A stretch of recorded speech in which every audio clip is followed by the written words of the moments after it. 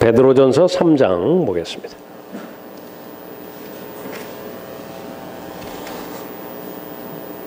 (3장) 1절부터 6절까지 받들어 읽겠습니다. 이와 같이 너희 아내들아 너희 자신의 남편에게 복종하라. 이는 말씀에 순종하지 않는 자들일지라도 아내의 말 없는 행실로 인하여 그들을 얻고자 함이니 이는 그들이 두려움 가운데 행하는 너희의 정숙한 행실을 봄이라. 너희는 머리를 닦고 금으로 치장하거나 옷을 입는 외모로 단장하지 말고 오직 마음에 숨겨진 사람을 썩지 아니하는 것 곧 온유하고 고요한 영으로 단장할지니 그것은 하나님 보시기에 매우 값진 것이니라. 예전에 하나님을 신뢰했던 거룩한 여인들도 이와 같이 자기 자신의 남편에게 복종함으로써 자신들을 단장하였느니라. 사라가 아브라함을 주라 부르며 복종했던 것과 같이 너희가 선을 행하고 어떤 놀라운 일에도 두려워하지 아니하면 그녀의 딸들이 되느니라.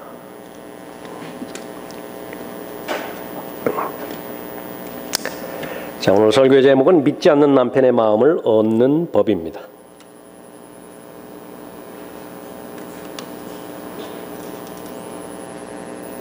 사람의 마음을 가장 어렵게 만드는 대상은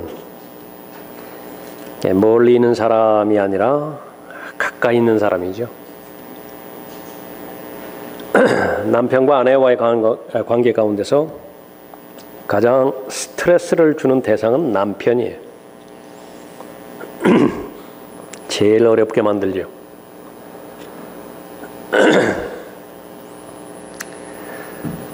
일반적인 남편에 대해서 그 이야기할 때 거의 대부분의 평판은 남편은 책임감이 없습니다.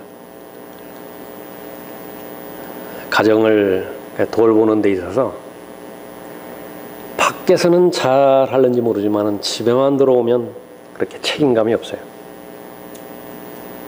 돈 문제만 걸리는 것이 아니라 돈도 돈이지만은 얼마나 마음이 어렵겠습니까? 자신의 건강도 챙기지 않죠. 가정의 질서와 가정의 모든 것이 가장에게 달려있는데 건강도 고려하지 않고 또 자랑스러운 부분보다는 좀 창피한 부분이 더 많은 것 같습니다.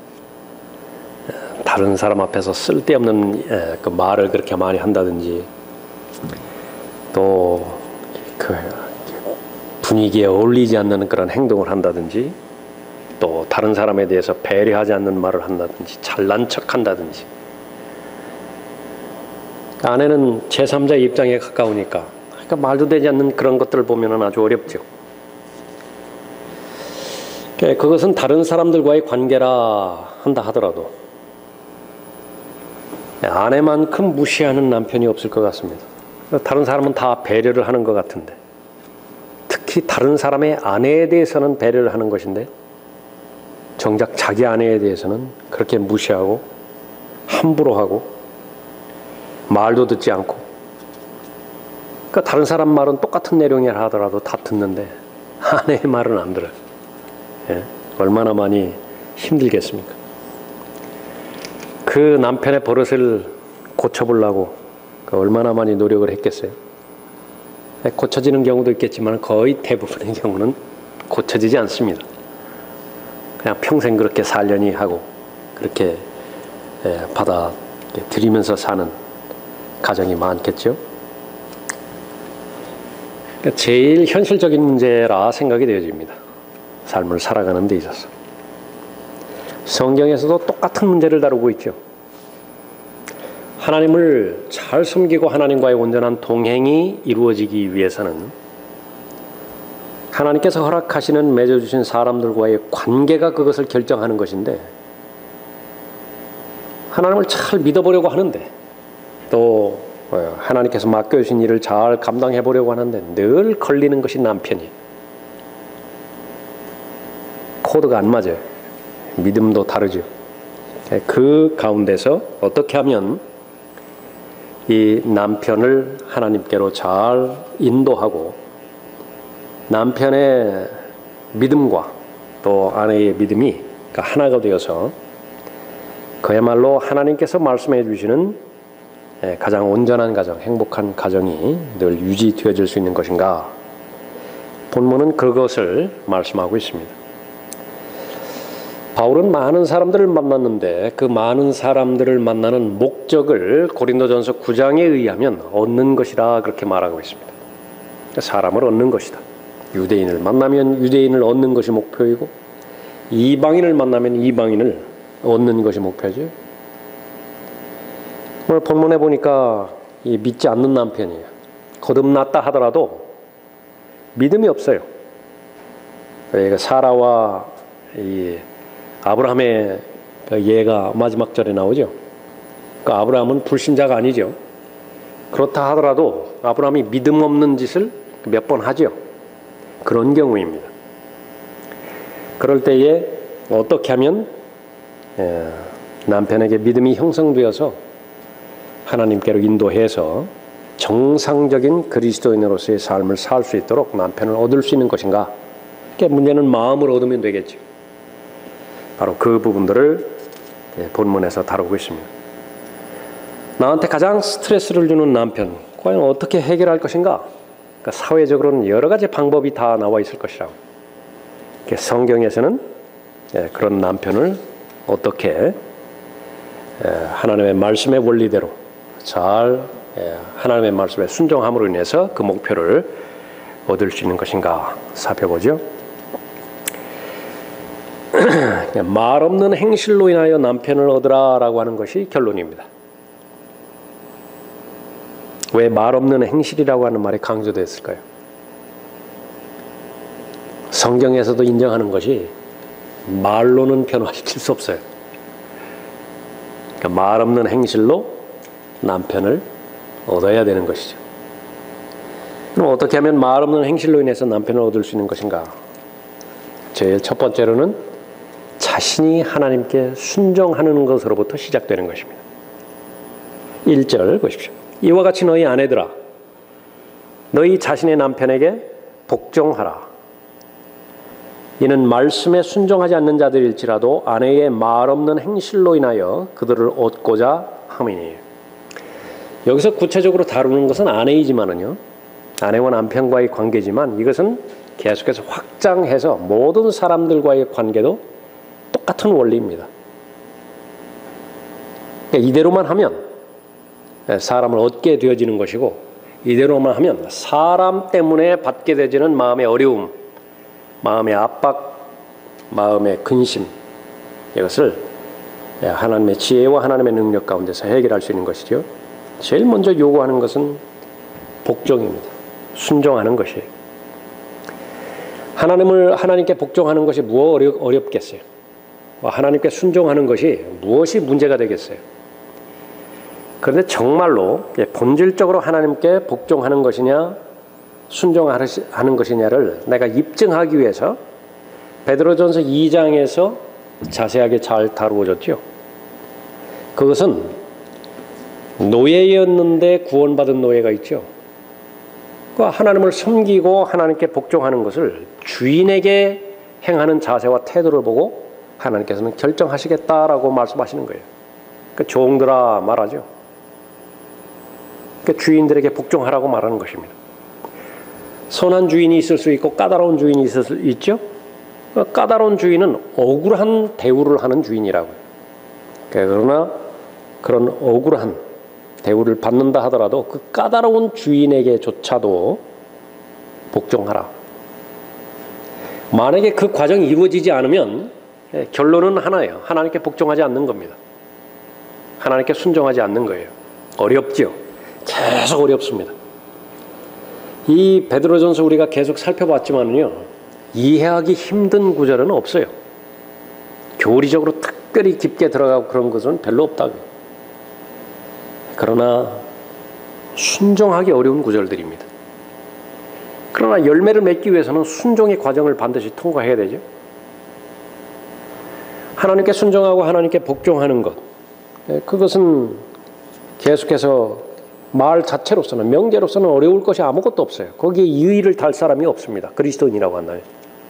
그러나 문제는 모든 법령과 모든 권위는 하나님으로부터 나왔다라고 하나님께서 말씀하시고 왕에게 복종할 뿐만 아니라 더 나아가서 존경하기까지 하라고 성경은 언급하고 있죠. 근데 그 왕이 누구예요? 네로라고요. 네로. 그 말도 안 되는 로마 황제 네로를 존경하고 복종하라는 거예요. 복종하면 하나님을 복종하는 것으로 하나님께서 받아들이시는 거예요. 그러나 모든 것들은 다 해놨다 하더라도 위로부터 위에 있는 모든 법령에 불순종했다. 성령과 상치되지 않는데도 불구하고 그러면 문제가 일으켜지는 것입니다. 그 가운데 하나가 말도 되지 않는 남편이에요. 그러니까 여기에 오죽하면은 믿지 않는 남편이라고 그렇게 했겠습니까? 이 당시 시대적 배경으로 보면 주인과 노예의 관계 가운데서 노예가 믿는 그 수가 훨씬 많죠. 주인이 믿는 경우보다 노예가 믿는 경우가 훨씬 더 많습니다. 마찬가지로 남편과 아내 가운데서 아내가 믿는 경우가 훨씬 더 많아요. 그런데 그때의 시대적 상황은요, 아내는 물건 취급할 때예요. 남존여비는 우리나라에만 있는 것이 아니라 로마 그 당시에도 그대로 있는 것입니다. 여자를 아주 하찮게 대하고 인격으로 대하지도 않고,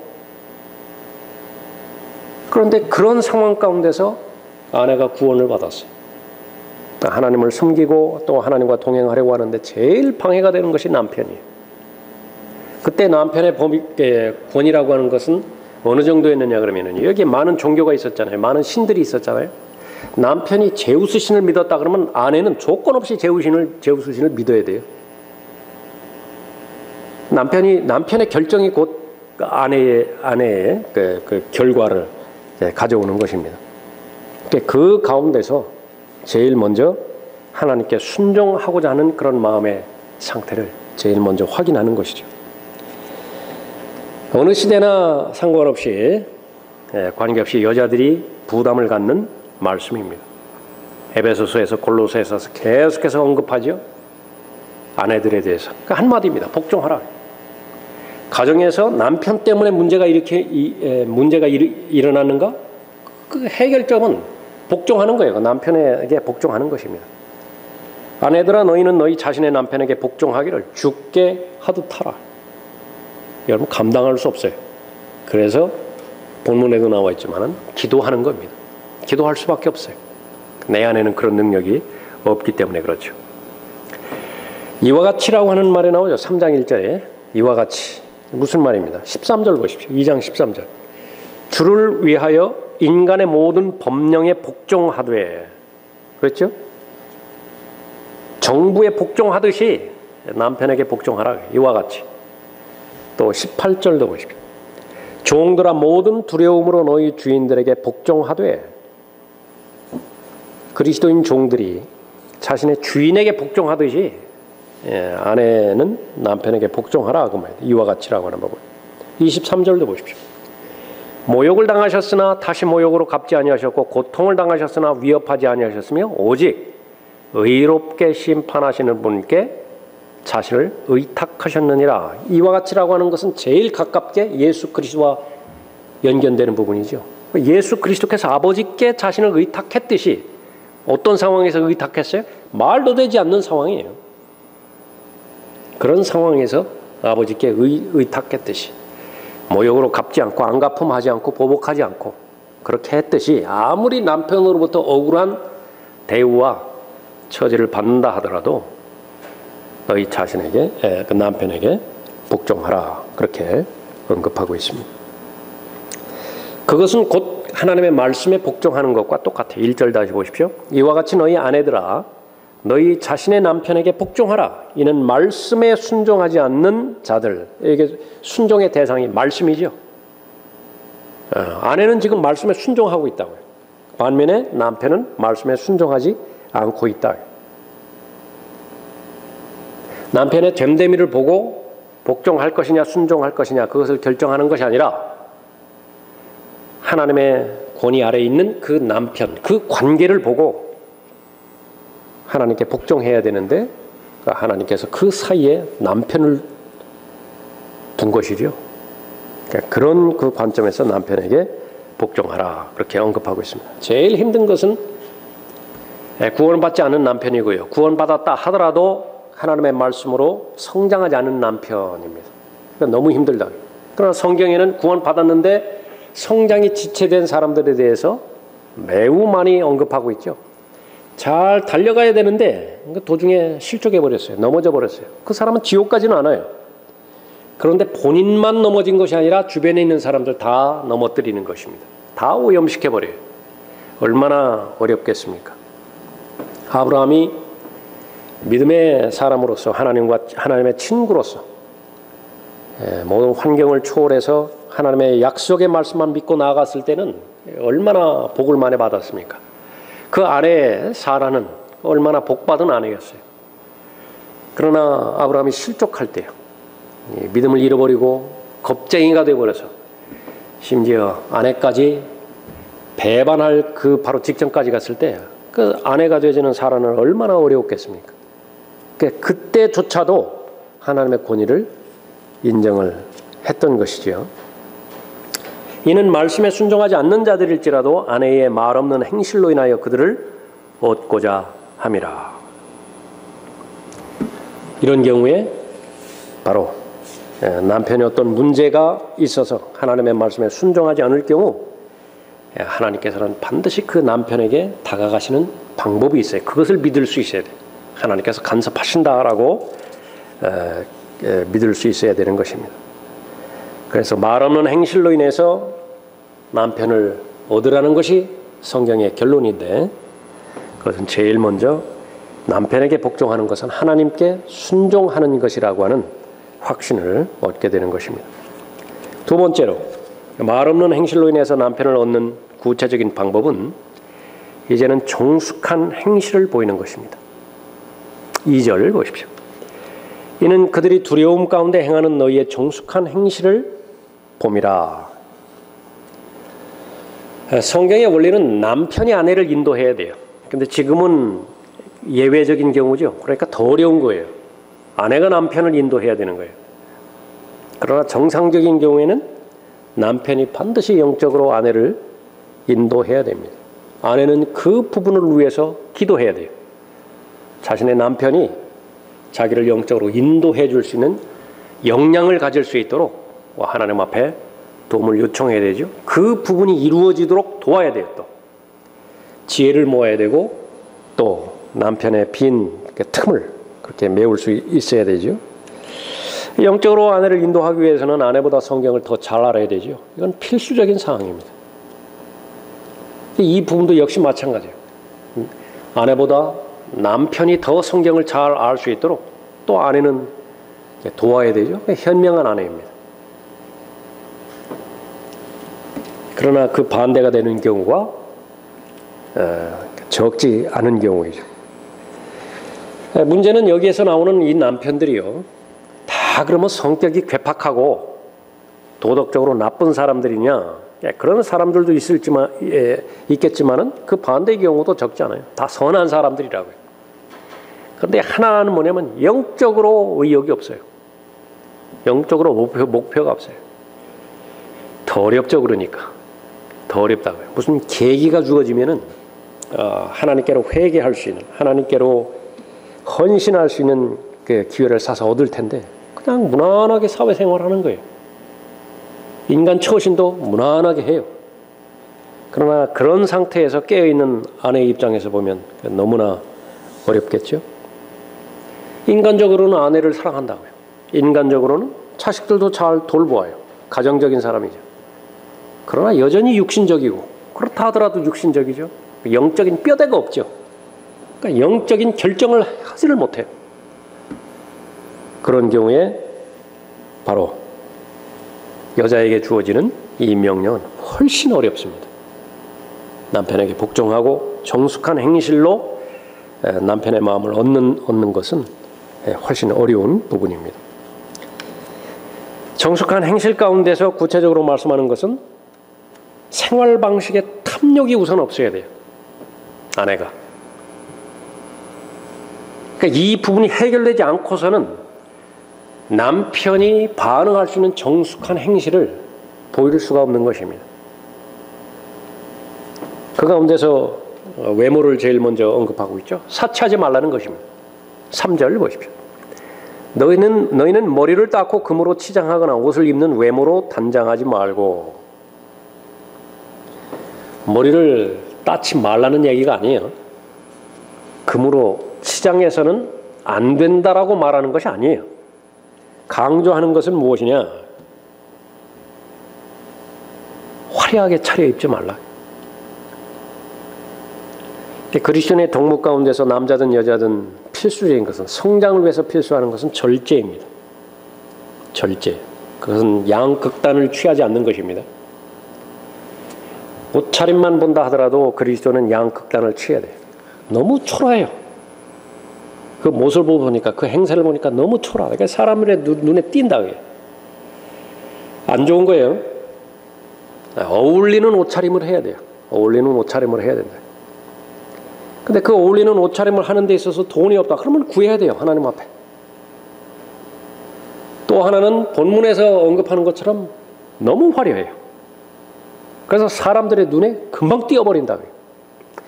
결혼식장에 갈 경우는 결혼식장에 어울리는 옷차림이 있겠죠. 그러니까 평범하게 그 상황에 어울리는 옷차림을 입고 갔는데 어떤 한 사람은요 눈에 확 띈다고요. 그러지 말라는 거예요.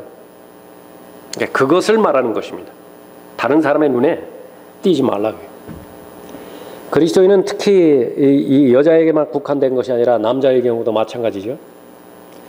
그러면은 최소한의 기준은 무엇이냐 그러면은요, 내 입에서 하나님을 증거하고 또 소망에 관한 이유를 묻는 사람들 앞에서 내가 그 답변을 해줄 그런 위치에 있을 때, 그 사람이 내가 지금 처한 옷차림 때문에 혹시 실족하지는 않을까, 그 생각을 본인이 하게 된다. 그럼 그건 아니죠. 그것이 제일 정상적인 기준이 될 것 같아요. 여러분이 아시는 것처럼 영적인 사람을 평가하는 것은 어떤 외모적인 그 기준을 가지고서 절대로 평가하지 못합니다. 옷차림에 대해서 무슨 물건이 있고 없고 간에 관해서 그 사람이 영적이고 영적이 아니고 그것을 평가하는 것은 배교한 근본주의자들이나 하는 것이고, 그 영적인 그리스도의 입장에서는 그런 것 가지고 평가를 하지 않는다. 그럼 어떻게 하는 것인가? 그냥 본인이 평가하는 거예요. 우리들 같이 모였다. 모이는데 남자든 여자든 좀 신경이 쓰인다. 저 사람 옷차림이. 그러면 아닌 거예요. 그 옷차림에 대해서 말해줄 수 있는 그런 그 상황은 어렵겠죠. 쉽지는 않겠죠. 그 대신에 나는 적용을 한다고요. 나는 저런 옷차림은 해서는 안 되겠구나. 바로 그 부분을 이야기하는 것입니다. 디모데전서 2장 9절에서도 말씀하십니다. 이와 같이 여자들도 검소한 옷차림으로 스스로를 단장하되. 검소한 옷차림이란 무엇이냐? 그러니까 조금 전에 언급한 그 부분들을 반복한 것이죠. 요즘은 벌거벗다시피 하고 다니죠. 그냥 드러내놓고 다녀버린다. 근데 옷은 두 가지 기능이 있습니다. 하나는 가리기 위해서 옷을 입는 거고요. 또 하나는 보호하려고. 더울 때는 더위를 보호해야 될 거 아니에요? 추울 때는 추위를 보호해야 될 거 아니겠어요? 근데 겨울에도 그냥 벌거벗다시피 하고 그냥 돌아다닌다. 그건 그리스도인의 옷차림은 아닙니다. 다른 사람의 눈길을 끄는 옷차림, 또 그래서 특히 구령자로서 구령하는 그리스도인이라고 한다면 그것은 전혀 어울리는 것이 아닙니다. 그러나 그렇게 한다 하더라도 영적인 것은 법이나 규칙으로 절대로 제정할 수 없다라고 하는 사실을 다시 한번 우리가 확인을 합니다. 잠언 31장 30절에서 호의도 거짓되고 아름다움도 헛되나 주를 두려워하는 여인은 칭찬을 받으리라. 결혼한 사람은 결혼한 사람대로 하나님의 말씀에 적합해야 되고요. 결혼하지 않은 그 미혼 청년들대로 이 부분들에 주의를 해야 됩니다. 결혼을 해야 되는데 과연 내가 어떠한 대상을 원하는 것인가? 육신적인 사람을 원하는 것인가? 세상적으로 잘 반응하는 사람을 원하는 것인가? 그러면 그렇게 입고 다니면 돼요. 왜냐하면 그 미끼를 물기 때문에 그렇죠. 그러나 나는 영적으로 본문에서 나오는 것처럼 고요한 영으로 단장을 하고 영적으로 성숙한 그런 그 사람을 나는 배우자로 원한다. 그에 합당한 미끼를 와야 되죠. 그래 얻을 거 아니에요? 영적으로 매력을 풍기는 그런 사람이 될 때에 다른 사람은 알아차리지 못해요. 그러나 영적인 사람은 알아차리죠. 영적인 매력이 있잖아요. 똑같은 것이라. 내면의 아름다움, 여자나 남자나 상관없이 내면의 아름다움의 매력을 느끼는 것이 하나님 보시기에 좋은 거예요. 하나님 보시기에 기뻐하는 대상이 되어지는 것이죠. 어쨌든 본문은 정숙한 행실, 그 부분을 남편에게 그 앞에서 그 모본을 보여야 되는 것인데 제일 먼저 확인하는 것은 바로 사치스러운 생활, 그런 것들을 자제하라라고 그렇게 언급하는 것이죠. 생활 방식에 탐욕이 없는 것을 말하는 것입니다. 더 깊이 나아가서 이제 그러면 무엇으로 무장을 해야 되는 것인가? 마음에 숨겨진 사람에 대해서 언급하고 있죠. 4절 보십시오.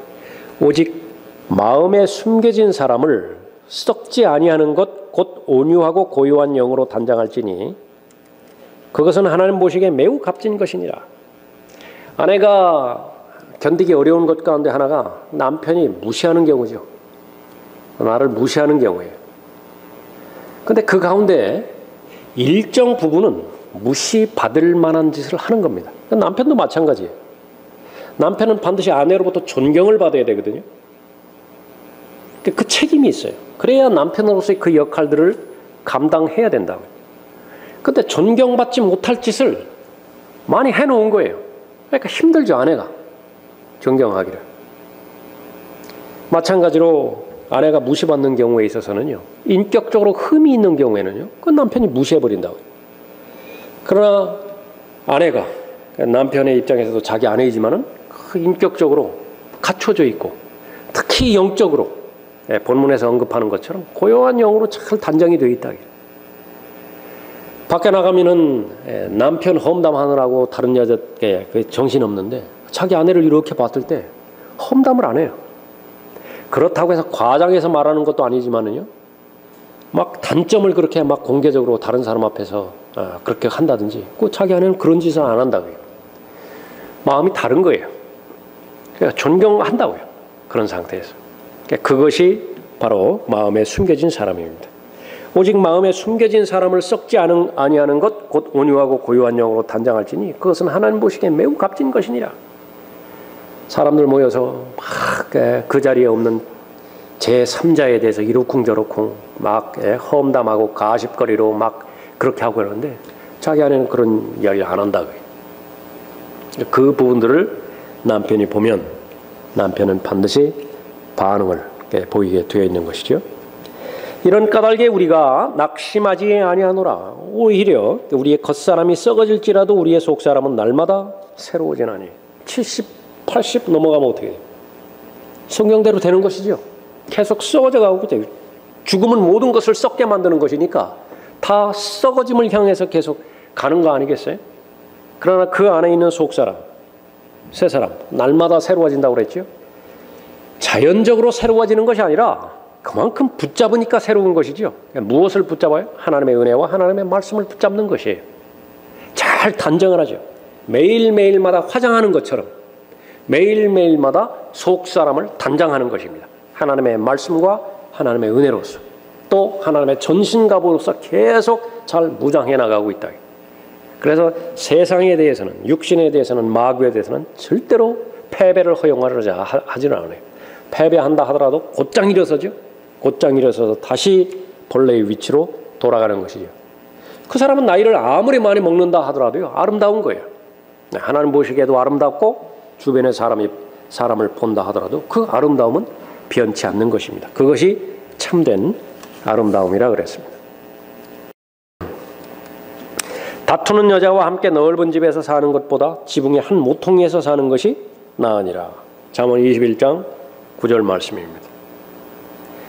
또 다투고 성내는 여자와 함께 사는 것보다 광야에서 사는 것이 더 나으니라. 경험에서 우러나온 것들이겠죠. 우스갯소리로 이런 말도 있다고 합니다. 가장 완벽한 결혼은 무엇이냐? 안 못 보는 아내고요, 듣지 못하는 남편이래요. 문제거리가 없는 가정이라고 합니다. 예. 남편이 아내 말을 들어서는 안 되는 때가 있죠. 아담이 이브의 말을 들어서는 안 되었었는데 그걸 여과 없이 들어버렸어요. 또 사라가 하나님의 약속의 말씀을 믿지 못하고 육신적인 제안을 했을 때 아브라함은 그 아내의 말을 들어서는 안 되었죠. 반대의 경우도 있습니다. 반드시 아내의 말을 들어야 될 경우가 있어요. 폰티오 빌라도는 아내의 말을 반드시 들었어야 했어요. 그러면 언제 아내의 말을 들어야 되고 언제 아내의 말을 듣지 않아야 되는 것인가? 아내가 하나님과 동행하고 있을 때예요. 그때는 아내의 말을 들어야 돼요.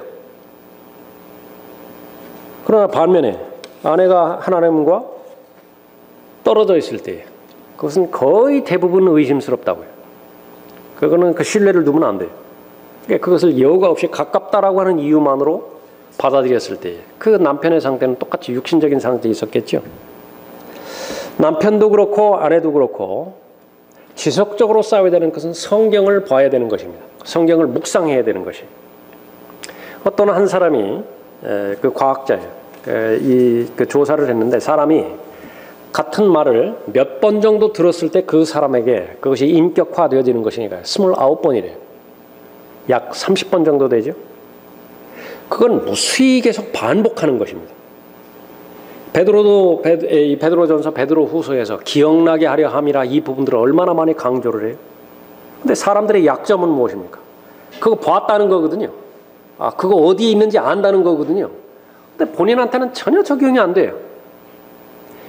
끝까지 우리가 치러야 되는 믿음의 선한 싸움은요, 책을 놓지 않는 거예요. 끝까지 우리가 놓아서는 안 되는 것은 하나님의 말씀을 듣는 자리를 고수해야 되는 것입니다. 반드시 반복해야 돼요. 반복적으로 들어야 되고 반복적으로 봐야 되고 반복적으로 묵상해야 되는 것입니다. 이 부분에 소홀히 하게 되죠. 영적으로 중립지대는 없어요. 성경을 안 보면 다른 걸 보게 되어 있어요. 하나님 말씀 듣지 않으면요, 다른 소리 듣게 돼 있다고요.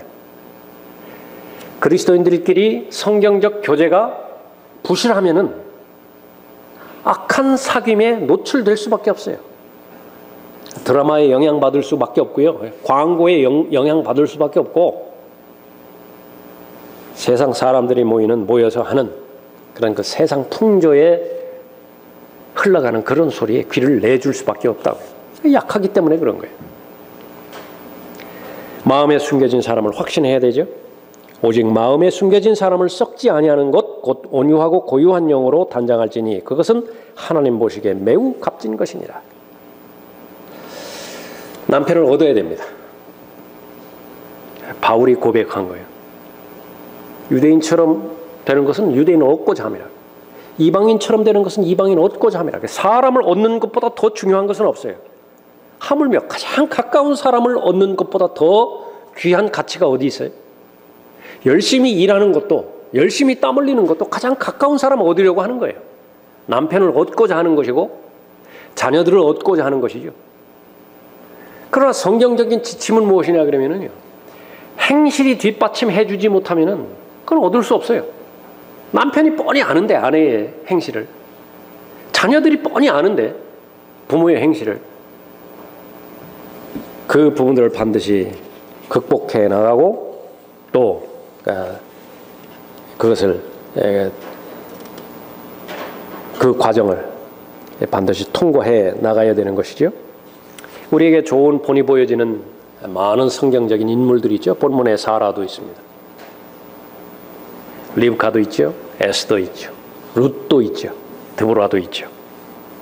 엘리사벳도 있죠. 마리아도 있죠. 그런 사람들을 비교해서 자신을 평가하는 것은 아주 지혜로운 방법입니다. 그러니까 그 외에 성경에서 인정해주지 않는 그 외의 인물의 자신을 비교해가지고 그렇게 보면은 그 두 가지밖에 없어요. 그 자신보다 못한 사람은 극히 교만해지고요. 자신보다 좀 낫다 생각하면 그 별것도 아닌 것 가운데서 열등감에 빠져가지고 주눅 들어서 세상에서 을의 위치를 자처해서 들어가서 그렇게 스트레스 받으면서 사는 거예요. 그럴 필요가 전혀 없는 것이죠. 자, 아내들은 남편을 반드시 얻어야 됩니다. 구원받지 못한 남편이라고 한다면 구원을 위해서 기도해야 되고요. 구원받은 남편이라고 한다면 자신의 믿음의 수준과 더 나아가서 더 큰 믿음을 소유할 수 있도록 남편을 얻어야 되죠. 세 번째로 하나님을 신뢰하는 것입니다. 하나님을 신뢰하는 것이. 그러면 말 없는 행실로 인해서 남편을 얻을 수 있어요. 5절에 보십시오. 예전에 하나님을 신뢰했던 거룩한 여인들도 이와 같이 자기 자신의 남편에게 복종함으로써 자신들을 단장하였느니라. 그러면 어떻게 하면 남편에게 그렇게 복종함으로 인해서 자신을 단장할 수 있죠? 남편 위에 있는 권위를 볼 수 있기 때문에 그런 거예요. 하나님께서 그 남편을 간섭하고 계시다라고 하는 사실을 믿는 것입니다. 하나님께서 그냥 제껴버린 사람이 아니에요. 그 사실을 믿기 때문에 하나님을 신뢰하는 것이죠. 사라가 아브라함을 주라 부르며 복종했던 것과 같이 너희가 선을 행하고 어떤 놀라운 일에도 두려워하지 아니하면 그녀의 딸들이 되느니라. 그럼 하나님을 신뢰하는 것은 구체적으로 어떤 부분이냐? 부당하게 행하는 남편에 대해서요, 그 남편을 다스리는 하나님을 믿어야 되는 것입니다. 하나님께서 간섭하지 않는 사람은 없잖아요. 반드시 보상하시든지 심판하시든지 수고에 대해서는 잊지 않으시는 분이시잖아요. 악을 행하는 것도 잊지 않으신다고요. 그러니까 악을 행하는 것은, 마귀가 던져주는 생각은 악을 저질렀는데, 죄를 저질렀는데 하나님은 그 죄에 대해서 심판하지 않는 분이시라고 하는 것을 계속 세뇌시키는 거예요. 그러니까 담대해지죠, 죄인들이. 그러나 사실은 그런 것이냐? 사실은 정반대죠. 반드시 하나님께서는 보복하신다고요. 의로운 사람, 경건한 사람을 박해했던 부분에 대해서는 하나님께서는 심판하신다고요. 그분. 다만 오래 참으시는 가운데 있을 뿐인 것이죠. 아브라함이 사라에게요, 거짓말하라고. 사라가 얼마나 어려웠겠어요. 거짓말을 해야 되는데. 결과는 무엇입니까? 거기에 대해서, 남편에 대해서 항거하거나 그러는 대신에 그냥 그럴 의향으로 받아들이고 그 전체를 하나님 앞에 신뢰했던 거예요. 본문에 보니까 하나님을 신뢰했던 것을 볼 수 있잖아요. 복종한 거예요, 사라 입장에서는. 그 결과 하나님께서 간섭하셔서 그 복잡한 상황을 하나님께서 풀어가기 시작하는 거예요. 그 실타라를. 아브라함도 풀지 못하죠. 사라 자신도 풀지 못하죠. 그런데 하나님께서 풀어나가기 시작하신다. 그 결과 어떻게 됐습니까? 아브라함이 파라오한테 호되게 혼나죠. 아비멜렉에게 엄청나게 책망당하죠. 그게 무슨 꼴이에요? 그런데 그것은 사라와는 상관이 없어요. 남편과 아내는 한 몸이기 때문에 아내의 약점 가운데 하나는요, 남편을 자꾸 자신과 동일시하고자 하는 그런 경향이 크지요. 어느 부분에 있어서는 동일시해야 돼요. 남편과 아내는 나니까. 그러나 자기가 최선을 다하고 남편에 대해서도 최선을 다했는데 남편이 자업자득으로 낭패를 당하고 있다. 그러면 남편이 낭패 당하는 거예요. 자기가 낭패 당하는 거 아니에요. 거기 휘말려 들어가가지고 자신은 잘못한 것도 없는데, 자신은 할 일을 다 했음에도 불구하고 남편이 창피당하는 것에 대해서, 남편이 패배당하는 것에 대해서 자기가 패배자가 될 이유가 없다고요. 이유가 없다고요.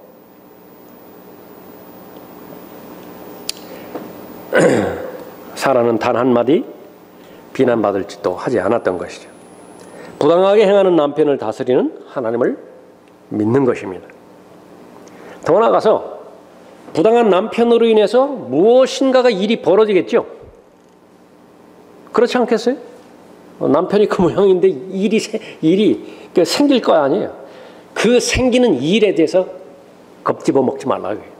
그러니까 다시 보십시오. 16절에 사라가 아브라함을 주라 부르며 복종했던 것과 같이 너희가 선을 행하고 어떤 놀라운 일에도 두려워하지 아니하면 그녀의 딸들이 되느니라. 성숙한 그리스도인으로서 자신이 보호받는 것입니다. 그것이 바로 순수한 삶을 사는 것이고 올바른 삶을 사는 것입니다. 남편이 영적으로 전혀 반응하지 않는다 하더라도 아내는 의무가 있습니다. 남편에게 친절하게 대하는 거예요. 신실하게 대하는 것입니다. 사랑으로 대하는 것이. 무엇 때문에 그렇습니까? 그 남편 뒤에 계신 분을 내가 믿기 때문에 그런 거예요. 그 상황을 통제하고 계신 분을 믿기 때문에 그러는 것이죠. 남편이 잘해주든지 아니면 잘 못해주든지 상관없이 남편에게 복종하라는 것이에요. 그 왕이 통치를 잘하든지 네로처럼 박해를 하는 왕이든지 상관없이 왕의 말에 복종하라고 하나님께서 말씀하셨죠. 아내가 한계점이 다다랐을 때 이제는 기도할 것입니다. 아내가 기도하면 이제 무서워요. 아내가 하는 무서운 기도가 있습니다. 이건 최종적인 기도예요. 그 남편은 아내가 이런 기도를 하게 해서는 안 되는 것인데 어리석기 때문에 아내가 그런 기도를 하는 줄도 모르는 것이죠. 어떤 기도입니까? 하나님, 저는 이 남자와 결혼을 했습니다. 이 남자는 정작 순종해야 되는 하나님께 지금 불순종하고 있습니다. 무서운 기도예요, 지금. 이제 이 남자를 주님께 넘깁니다. 주님께서 친히 다루어 주십시오. 남편이 내가 싫어하는 일을 시키는 경우에 남편이 시키는 것이 아니라 하나님께서 친히 저한테 시키는 것으로 알고 그대로 따르겠습니다. 주님께서 제게 시키는 것으로 알고 주님께 순종하겠습니다. 이 기도는 반드시 하나님께서 들어주세요. 하나님께서 불쌍히 여기는 그 대상들이 고아와 과부라고 했는데요. 도움의 손길을 받을 수 없는 대상이에요. 과부는, 고아는. 하나님께서 직접 돌보신다고요. 만약에 이런 처지에 있는 아내가 있다고 한다면 그 다음에 어떤 일이 벌어지는 것인지 남편은요, 두려워해야 돼요. 그 이후에 일어나는 모든 사태에 대해서는 아내는 전혀 책임이 없어요. 이건 주님께서 다 책임져 주시는 것입니다. 그러면서 동시에 아내가 마음에 다짐해야 되는 것이 있습니다. 무엇이냐니까 그때에 다시 한번 확인해야 되는 것이 두려워해서는 안 되는 대상을 두려워해서는 안 되고요. 두려워해야 되는 대상만 두려워해야 돼요. 우리 교회에 그 사상이 있을 때도 나왔던 그 한 자매의 그 경우가 있었죠. 남편이 공포의 대상이에요. 경기를 일으킨다. 그런데 그거는 정상적인 경우가 아닙니다. 그러니까 이 말씀 가운데서 순종하기를 의도적으로 거부해버렸어요. 왜 그렇습니까? 관계가 깨질 거 두려워했고요. 남편의 폭력을 두려워했고요. 자녀들의 미래를 두려워한 거예요. 이혼하게 될 경우에 주변의 이목을 두려워했어요. 하나님의 간섭을 믿지 않는 겁니다. 이 모든 과정들을 완전히 하나님 앞에 맡겨드리고 처분에 맡겨드렸어야 됐다고요. 그런데 거기에 실패를 해버렸어요. 기회를 영영 잃어버렸죠. 얼마나 아까운 기회예요. 구원을 받았죠. 진리의 말씀도 확신을 했죠. 실행을 해야 되는데 그것은 생활에 받쳐줘야 되는데 어떤 생활도 없어요. 계속 숨어서 한다. 숨어서. 어디에서 실패를 한 것인가? 두려움에 관련된 이 주제에 대해서 전혀 적용하지 못한 것입니다. 너무 안타까워요. 그런 상황. 다시 보십시오. 6절에 사라가 아브라함을 주라 부르며 복종했던 것과 같이 너희가 선을 행하고 어떤 놀라운 일에도 두려워하지 아니하면 그녀의 딸들이 되느니라. 그러나 동시에 두려움 가운데서 주님과 동행할 것을 언급하고 있는 것이죠. 이럴 경우에는요, 정신적으로 병들기가 딱 좋습니다. 얼마나 극심한 스트레스에 계속해서 쌓여야 되겠어요? 걱정과 염려와 근심이 떠날 일이 없어요. 항상 압박을 받는 그런 상태입니다. 그러니까 누가 주는 압박이에요? 남편이 주는 압박이라고요. 그러니까 남편이 무서운 거예요. 남편이 두렵다고요. 잠언에서 우리가 살펴봤던 것처럼 혼자 사는 것이 훨씬 행복하다고요. 그러니까 하나님께서 그런 부분까지 간섭해 주시기 위해서는 철저하게 하나님만 한 분만을 신뢰하고 하나님께서 가장 최상으로 인도해 주시고 간섭해 주실 것을 믿을 수 있어야 되는데, 그러니까 주변의 환경을 두려워한 나머지 주님을 전혀 두려워하지 않았던 것입니다. 자, 아내는 남편을 얻어야 됩니다. 반드시 얻어야 됩니다. 구원받지 못한 남편이라고 한다면 구원을 위해서 최선을 다해야 되죠. 구원받았는데 믿음이 성장하지 않은 남편이라고 한다면 같은 믿음이 되도록 그 가정을 하나님께서 친히 인도해 주시도록 남편을 얻어야 되죠. 말씀의 원리들 구체적으로 잘 나와 있습니다. 이 원리들을 순종하기 위해서는 내 자신이 십자가의 처리가 되어야 됩니다. 기도를 통해서 이 말씀을 행할 수 있는 능력을 주시라고, 지혜를 주시라고, 각각 상황마다 어떻게 처리를 하고 어떻게 말을 해야 되고 얼마나 많은 경우에 지혜가 필요하겠어요?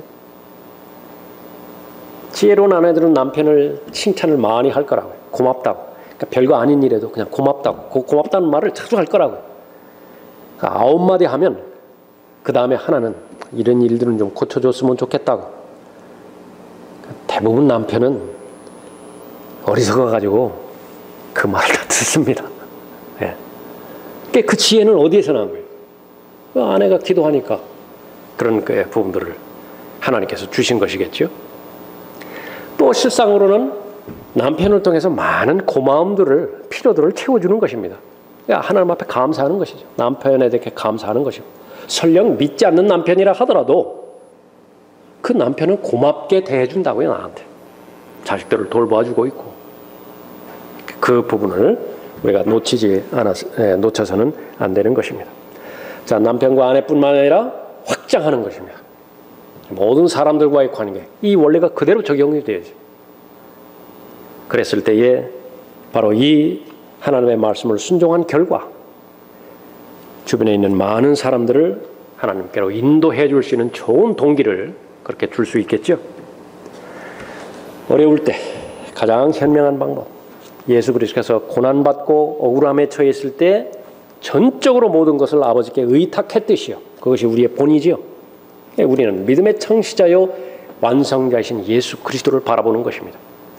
질병으로 고통당하고 통증으로 인해서 어려워했을 때 십자가에서 매달려서 갈갈이 찢기신 예수 그리스도의 고통을 묵상하는 것이에요. 그러라는 것입니다. 극복할 수 있는 길은 억울한 일 당하고 말도 되지 않는 상황 가운데 계속해서 쫓기고 막다른 골목에 처했을 때에 하나님으로부터 힘을 얻을 수 있는 비결은 예수 그리스도 바라보는 것입니다. 믿음은 거기에서 오는 것이기 때문에 그런 것이죠. 여러분, 기도하기 전에 여러분의 남편과 여러분의 아내를 주신 것에 대해서 우선적으로 하나님 앞에 감사기도 드리십시오. 또 내가 의당해야 될 일들, 하지 못하는 그런 부분들이 성령 하나님께서 가르쳐 주시는 부분이 있다고 한다면 그 부분도 또 하나님의 인도하심에 따라서 그렇게 간구하고요. 그런 정상적인 상태에서 여러분의 남편이, 여러분의 아내가 이 정도 이 믿음 가운데 들어왔으면 좋겠다라고 하는 그 필요가 느껴졌다고 한다면 믿음으로 구하시면 돼요. 본문의 말씀에 따라서 철저하게 하나님의 말씀 가운데 들어있는 상태에서 믿음으로 간구할 때에 약속의 말씀이기 때문에, 다만 그 타이밍이 언제냐, 그것은 우리는 몰라요. 하나님께서 결정하시겠죠. 그러나 반드시 들어주실 것입니다.